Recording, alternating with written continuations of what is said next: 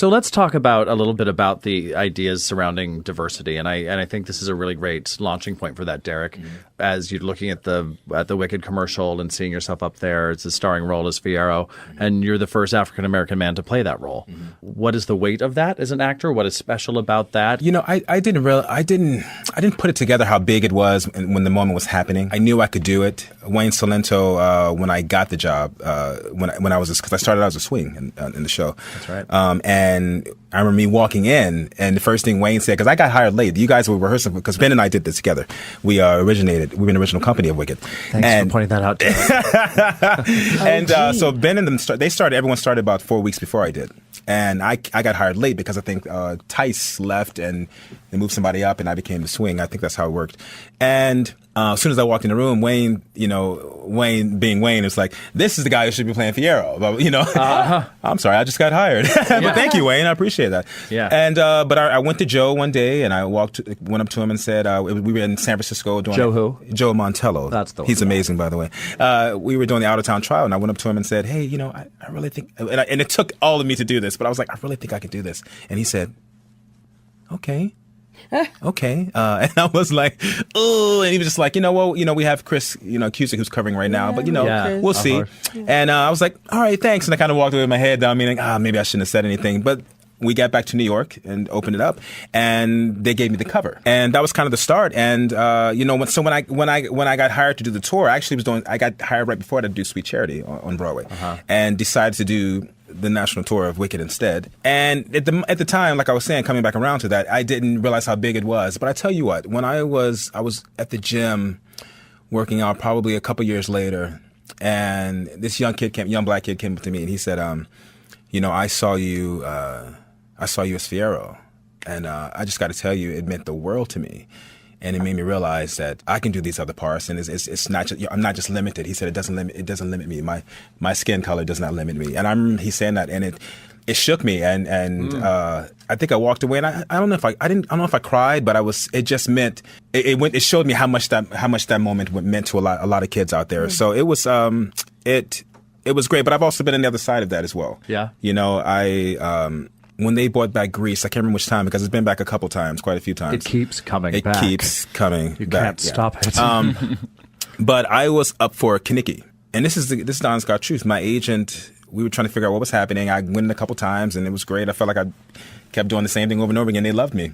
So I thought anyway. But the first thing they told me, they said, after the final callback, they called my agent called me, and she said, hey, so they still love you. They're just trying to figure out what to do. They just haven't found a black Rizzo. Interesting. Yeah. Oh, wow. And I ended up, I guess they didn't find one because I did not get it. And isn't that interesting that they felt that had to have that piece of the puzzle? Yeah, and it made, I got to say, it didn't shake me, but I was like, wow, okay. But I guess they felt like they needed to put the two people together for some reason, and it's a tricky game. I mean, I get it. To some extent, it should not matter, but for some people it does, and some people have their vision, and whatever that vision may be, and it doesn't make it right because it should not matter at all. But the fact is, it continues to come up, it continues to matter, and it really shouldn't, because I think people are gifted enough and people are open enough to just use their imagination. When people come to the theater, they come, people get it. Suspend their disbelief. Absolutely, absolutely. So, we should be able to, in casting as well, should be able to put that aside and just hire the best person available.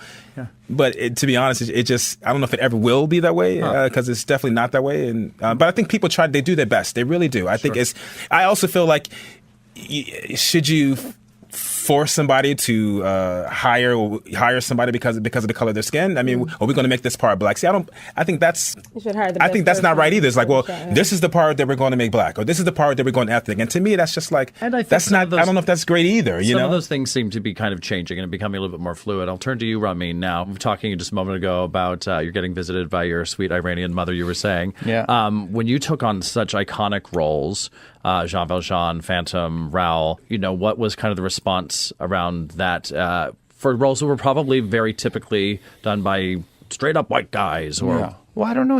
It's funny when we talk diversity and whatnot. I'm still trying to figure out where Iranian fits into it all. It's whether it's hindered or helped me. I don't know, and I hope it's neither. I just hope you just do what you do. And certainly. But it's what's great is you get a lot of Middle Eastern, because growing up, no way you're going to be an actor. You're going to be a doctor. You're going to be a scientist or something. I'm like, no way. My grades don't show that. Like I'm the enforcer on the hockey team. Yeah. You saw me get in the fight. You were there.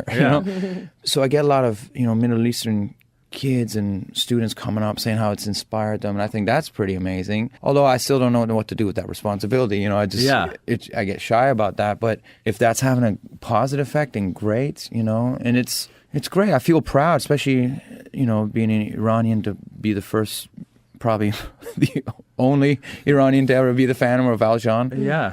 But whether people talk about it for that reason, they don't. But, being Iranians, I don't know where the culture that fits these days. Yeah. Especially over here politically and stuff. It just... I remember when that ban happened, I was still in England, and the Anastasia producer was like, where was Ramin born? Iran? They were like, let's get back. The lawyers are phoning up like, okay, load of paperwork came my way. Really? Take this. Lawyers will be waiting for you at departure just in case, at arrivals. But I think the payoff really comes in hearing from these young Middle Eastern men who are going, they've never seen anything like you, that they can go, I'm like that. Maybe. Yeah, and I get certain DMs and messages, especially people in some of those countries where they're not allowed to sing, they're not allowed to send messages like that. Wow. And this one who sent me singing a song, who's now, I think she's in Vancouver now, and she was like, I couldn't do this back home. And when you see that, I'm like, wow, that's great. Makes you realize how lucky we are. Yeah. How lucky we are, and the mantle of what you're doing. So I'll turn it to you, Saycon. Yeah, I've absolutely had that similar experience. Even starting with this idea of in Rent, people probably thought of me in a certain way based on how that was done, and also first African American woman to play Elphaba in Wicked.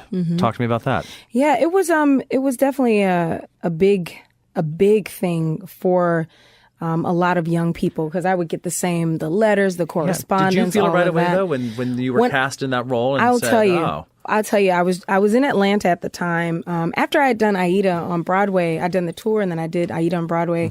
I left that show and I went back to Atlanta. It's kind of like the what else, after like what he described, and I ended up doing The Color Purple there, and I got this call about auditioning for Wicked, and then there was this other show. I can't even remember what the other show was. Right. Okay. And I told my agent, I listened to the Wicked music, and then I was reading up this other show. I was like, I don't even want to focus on that. But the other show was looking for a black 20-something girl, blah, blah, blah, And Wicked was looking for a green 20-something girl, blah, blah, blah. I'm listening to it, and I said, I only had like a week to prepare. And I said to them, you know what? I want to just focus on this one thing. I know that this looks like it's going to be more of my type and more of a shoe. And I said, but, I remember I had my little Beetle at the time, one of those new Bugs. They're very cute. Yes. I was driving my VW and I was listening to Defying Gravity, and I was just like, something was going through me. I was like, nah, this one's going to be mine, man. And at the time, Adina was going out, and I guess they were trying to decide if they were going to bump Shoshana up or not. And they ended up flying me in to do a makeup test to just see how the green would look on me. And I did my makeup test, and I want to say a week or so later, I found out that I was going to be the standby. And so I came in, and I was at Wicked for about 3.5 years, I want to say, I think.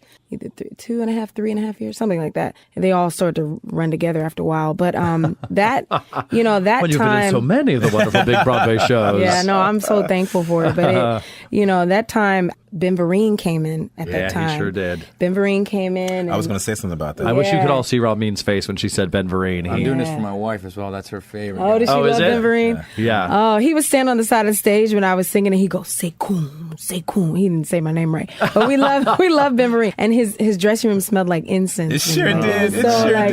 He's so special and magical, It was a blessing that I was able to do the show and rehearse and have all that time, and paid off my student loans. It was quite a blessing, that show.